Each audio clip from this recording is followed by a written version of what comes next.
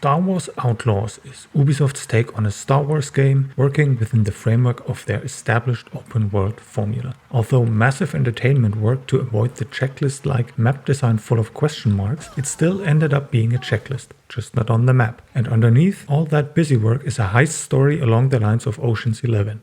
With a twist. But before I briefly share my opinions on the game itself, let me talk about the technical side of things, which is at the center of this video. The main focus is how Star Wars Outlaws performs on Linux and Windows, how difficult it was to get working, and things I noticed while playing on both platforms.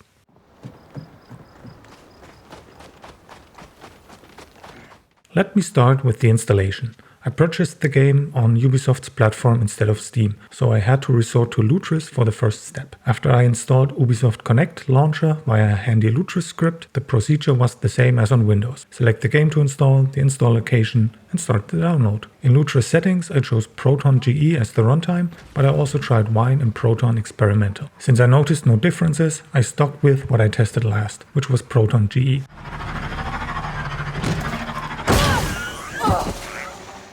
I tested on my AMD Ryzen 7600 with 32 GB of DDR5, 6000 megatransfers per second memory, and an AMD Radeon RX 7900 XT. Windows 11 was on version 24H2 as of the end of March. My Linux installation was a regular Fedora 41 workstation with Gnome shell on Wayland running kernel version 6.13.8. Since I play at 1440p, that was the only resolution I tested. For graphics settings, I limited myself to ultra and high, each at native resolution and upscaling with FSR ultra quality. I ran every benchmark pass 3 times in one go instead of performing 3 separate runs and averaging the numbers. I'm lazy, and I also assumed that the result would be the same. The footage I'm showing is representative of the benchmark passes, but not part of the actual benchmark run because of the recording. I recorded at very high settings with FSR ultra quality for smooth video footage.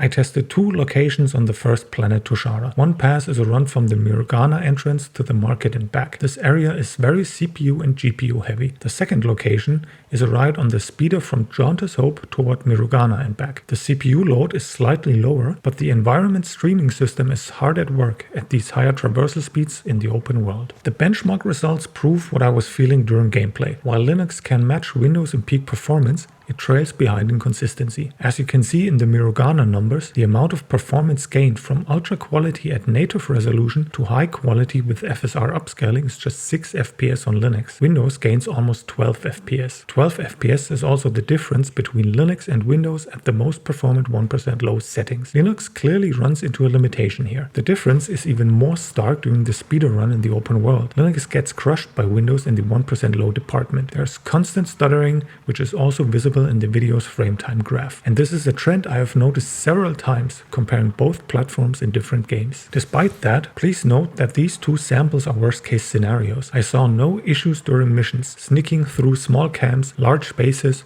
or heated shootouts runs smoothly at high and consistent frame rates. Whether this inconsistent performance may affect you depends on how much time you spend exploring the bigger cities and roaming the open world. It is playable overall, and a VRR display will hide some of it. The numbers look bad, but if you refuse to use Windows, the experience is fine enough to have fun. I did not find any difference in loading times between both platforms. The game thinks it is running on a spinning drive on Linux, but it does not affect loading into the game or using fast travel. Apart from a single finding, Linux and Windows appeared to display the same image. There were a few circumstances where Linux rendered oddly blinking artifacts in darker environments. On Kijimi, it was the snow hitting the main character, but I also noticed this in the loadout menu and indoor environments on a sand planet.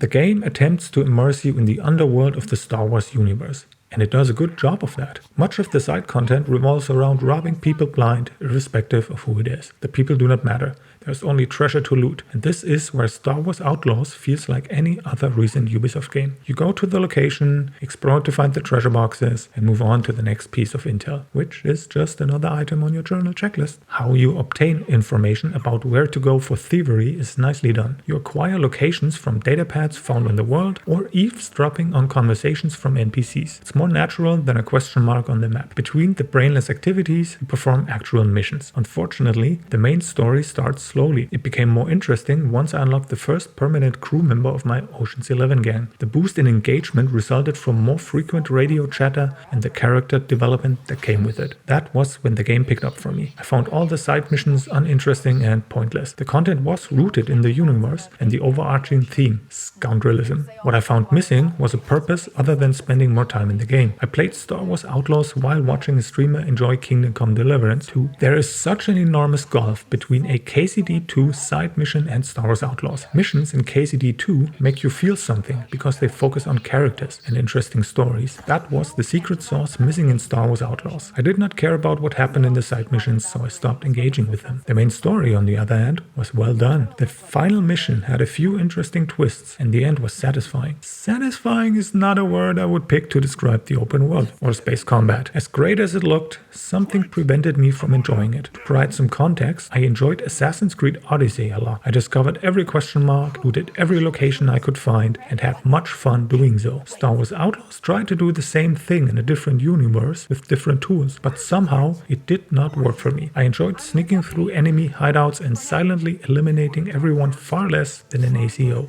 Additionally, Star Wars Outlaws made me visit the same location multiple times for different reasons. There was this one particular hideout that I went through 3 or 4 times, once on my own volition during exploration, and other times it came from intel about treasure and side content. This part of the game design also took the wind out of my exploration sails. Why waste time looking around to find things when you are sent to these places anyway? Being the first open-world Star Wars game was not the right goal for Star Wars Outlaws. I believe a focused linear story with a few smaller areas to explore and high-quality content would have made a better game. You can play it this way by ignoring everything besides the main story, and after about 20 hours I did precisely that. The game has many great missions and amazing locations. Like most modern titles, you can scramble around like Lara Croft, sneak and silently take out enemies, and get into a shootout with gangsters and the Empire. If only there were a more significant incentive to engage in the open world activities. Star Wars Outlaws is not a good buy at full price, even if this statement goes against what I contemplated in a blog post about full price versus discounts. For me, 30 to 40 bucks is a fair deal for the main story and some experimentation with the game mechanics.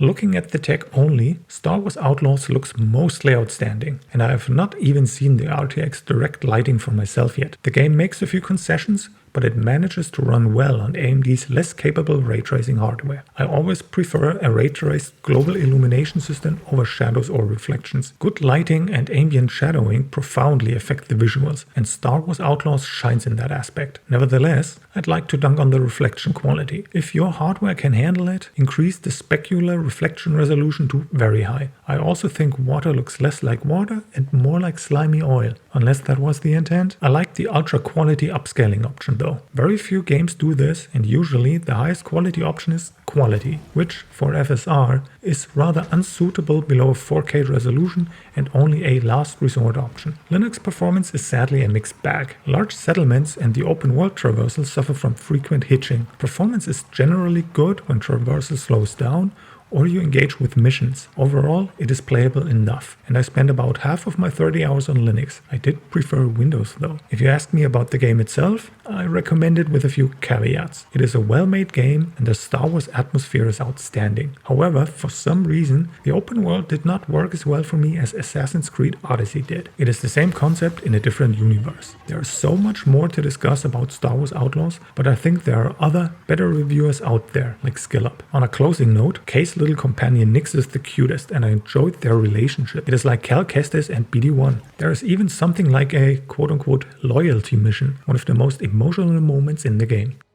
Thank you for watching.